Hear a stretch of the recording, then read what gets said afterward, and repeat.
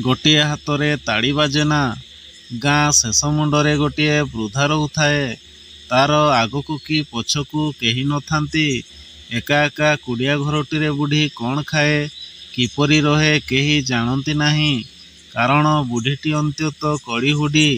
ସେ ଶେଯରୁ ଉଠିଲାଠୁ ଶୋଇବା ଯାଏଁ କାହା ସାଥିରେ ନା କାହା ସାଥିରେ କଳି କରିବ ହିଁ କରିବ।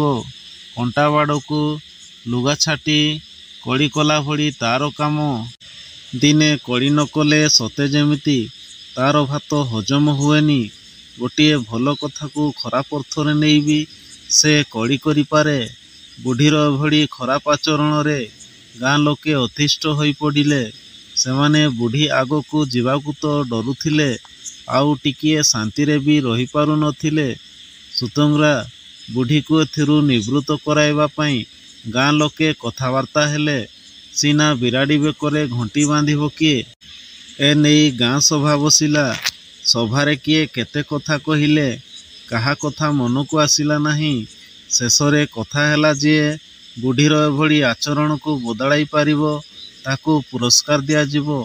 ପୁରସ୍କାର ଘୋଷଣା କଥା ଆଖପାଖ ଗାଁକୁ ମଧ୍ୟ ବିଜୁଳି ବଗରେ ଖେଳିଗଲା। ଖବରଟି ପଡ଼ୋଶୀ ଗାଁର ଜଣେ ବୁଦ୍ଧିମତୀ ବୃଦ୍ଧାଙ୍କ କାନରେ ପଡ଼ିଲା।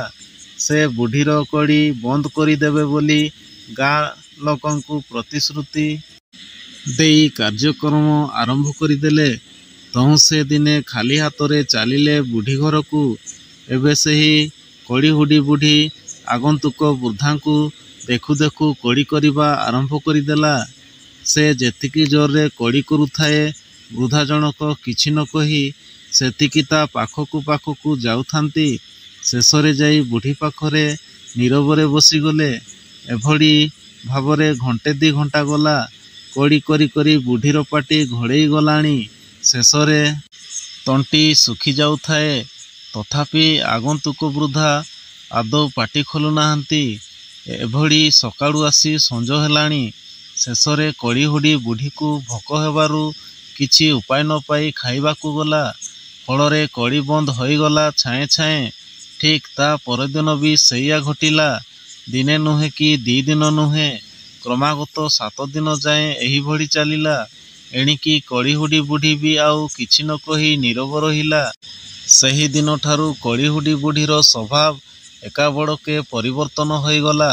ସେ କେବେ ଆଉ କାହା ସହିତ କଳି କରିବା କିଏ ଦେଖିନି କି ତାର କଳି କିଏ ଶୁଣିନି।